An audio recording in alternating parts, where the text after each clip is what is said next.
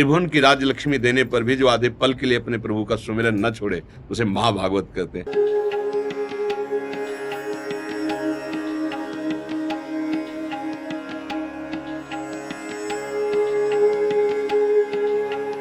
वृंदावन वाले प्रेमानंद जी महाराज, आइए जानते हैं इनके बारे में। प्रेमानंद पूज्य महाराज जी एक विनम्र और सात्विक ब्राह्मण परिवार में पैदा हुए थे और उनका नाम अनिरुद्ध कुमार पांडे रखा गया था। उनका जन्म अखरी गांव सरसोल ब्लॉक कानपुर उत्तर प्रदेश में हुआ था। उनके दादा एक सन्यासी थे। इनका घरेलू वातावरण अत्यंत भक्तिपूर्ण, अत्यंत शुद्ध और निर्मल था। महाराज जी आजकल सोशल मीडिया पर काफ़ी सर्च हो रहे हैं क्योंकि वृंदावन में इनके पास प्रसिद्ध क्रिकेट खिलाड़ी विराट कोहली, उनकी वाइफ अनुष्का शर्मा और उनकी बेटी वामिका कोहली गए थे, जहां इन्होंने महाराज जी के सत्संग को सुना। उसके बाद ही विराट कोहली ने 2 शतक मारे। घर का माहौल आध्यात्मिक होने की वजह से प्रेमानंद जी महाराज ने कम उम्र से चालीसा का पाठ पढ़ना शुरू कर दिया था। उनके माता पिता हमेशा संत सेवा और अनेक सेवा में लगे रहते थे। उनके बड़े भाई ने श्रीमद् भागवत के श्लोक पढ़कर परिवार को आगे बढ़ाया। जब प्रेमानंद महाराज 5वीं कक्षा में थे तब उन्होंने गीता श्री सुख सागर पढ़ना शुरू किया। स्कूल में पढ़ाई के दौरान उनके मन में बहुत सारे सवाल उठते थे। उत्तर निकालने के लिए उन्होंने श्री राम और श्री कृष्ण गोविंद हरे मुरारी का जाप किया। जब वे 9वीं की कक्षा में आए तब उन्होंने ईश्वर की खोज करने के लिए आध्यात्मिक जीवन जीने का दृढ़ निश्चय कर लिया था। उसके लिए वे सब कुछ त्यागने को तैयार थे। उन्होंने अपनी माँ को अपने निर्णय के बारे में बताया। 13 वर्ष की उम्र में महाराज जी ने एक दिन मानव जीवन जीने के पीछे की सच्चाई जानने के लिए अपना घर छोड़ दिया। आगे जानते हैं प्रेमानंद जी महाराज का जीवन परिचय से जुड़ी कहानियाँ। इस प्रकार से आज के समय की कृष्ण भक्त जया किशोरी ने भी भगवान की भक्ति में लीन होने के लिए सब कुछ त्याग दिया है। प्रेमानंद जी महाराज का परिवार, महाराज के पिता श्री शंभू पांडे एक भक्त व्यक्ति थे। उनकी माता रमा देवी थी जो कि बहुत पवित्र थी। उनके दादा भी सन्यासी थे। कुल मिलाकर उनके घर का वातावरण शुद्ध और निर्मल था। उनके माता पिता हमेशा से साधु संतों की सेवा में लगे रहते थे। उनके बड़े भाई ने श्रीमद् भागवत का आध्यात्मिक ज्ञान प्राप्त किया जिसको पूरा परिवार एक साथ बैठकर सुनते थे। घर छोड़ने के बाद महाराज जी को नैष्ठिक ब्रह्मचर्य में दीक्षित किया गया था।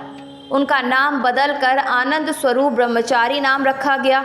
उनके बाद उन्होंने संन्यास स्वीकार कर दिया था।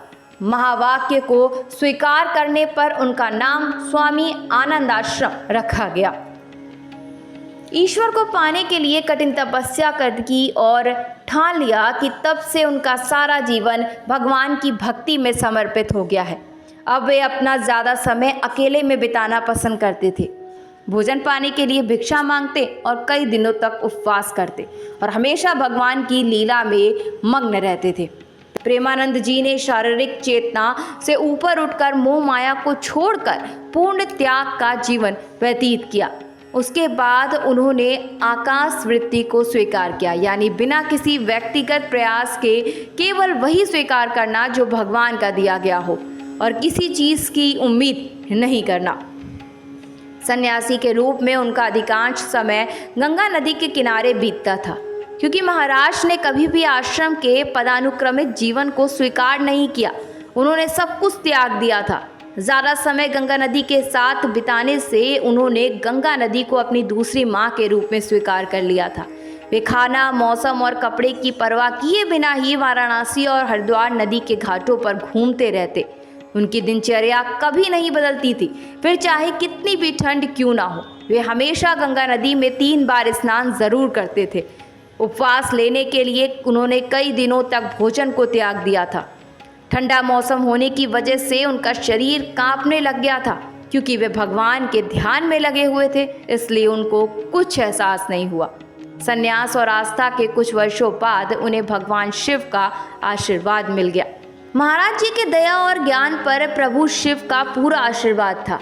एक दिन वे बनारस में एक पेड़ के नीचे ध्यान कर रहे थे। तभी वे श्री श्यामा श्याम की कृपा से वे वृंदावन की महिमा के प्रति आकर्षित हुए। बाद में उन्होंने एक रास लीला में भाग लिया। और करीब 1 महीने तक रासलीला में वो भाग लिए। प्रभु की लीला और रात में श्री श्यामा श्याम की रासलीला देखना था। उनकी दिनचर्या सुबह के समय श्री चैतन्य महाप्रभु की लीला और रात में श्री श्यामा श्याम की रासलीला देखना था। 1 महीने के अंदर ही वे लीला में इतना मग्न और आकर्षित हो गए कि वह उनके बिना अपने जीवन जीने की कल्पना भी नहीं कर पा रहे थे। इस 1 महीने ने उनका पूरा जीवन बदल कर रख दिया। ऐसे ही कई दिव्य चमत्कारों के नाम से जाने जाने वाले महाराज धीरेन्द्र कृष्णा शास्त्री हैं, जो अपने चमत्कार से पूरी दुनिया में जाने जाते हैं, जिनके दर्शन करने लाखों लोग आते हैं। महाराज जी कुछ समय के बाद स्वामी जी की सलाह से और श्री नारायण दास भक्तमाली के एक शिष्य की मदद से मथुरा जाने को तैयार हो गए। वो नहीं जानते थे कि वृंदावन हमेशा के लिए उनका दिल चुरा लेगा। महाराज जी वृंदावन में किसी को नहीं जानते थे। महाराज जी वृंदावन में रहने लगे। उनके दिन की शुरुआत वृंदावन की परिक्रमा और श्री बांके बिहारी के दर्शन करना था। महाराज जी पूरा दिन राधा वल्लभ जी को देखते रहते थे। एक दिन वृंदावन के पुजारी ने महाराज जी को श्री राधा रस सुधा निधि का एक श्लोक सुनाया, लेकिन वे उसके अर्थ को समझ नहीं सके। अर्थ को समझने के लिए गोस्वामी जी ने उन्हें श्री हरिवंश जी का जाप करने को बोला। महाराज जी ऐसा करने से हिचक रहे थे, क्योंकि उन्होंने ऐसा कभी नहीं किया था। उनके दूसरे दिन बाद जब महाराज जी ने वृंदावन की परिक्रमा की तो उन्होंने खुद को श्री हरिवंश महाप्रभु का नाम का जाप करते हुए पाया।